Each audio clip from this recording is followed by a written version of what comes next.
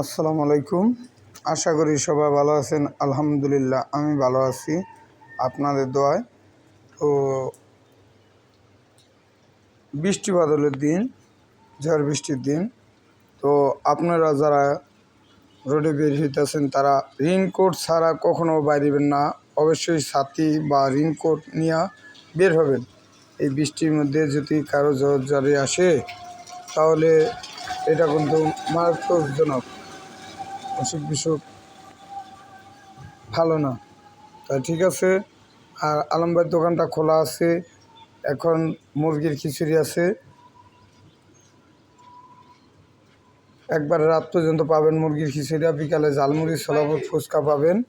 আর এখানে আম আছে বিভিন্ন ধরনের, ভালো মিষ্টি আম গ্যারান্টি সহকারে। আর এদিকে মেডিসিন ছাড়া কলা আমি করতেছি, এই যে জাগ দিছিলাম, জাগের থেকে বাইর করছি। বিভিন্ন ধরনের আইটেমের মালামাল কিনতে পারবেন। ধন্যবাদ সবাইকে। আলম ভাইয়ের পেজটা সবাই ফলো দিবেন, লাইক দিবেন, শেয়ার করে দিবেন।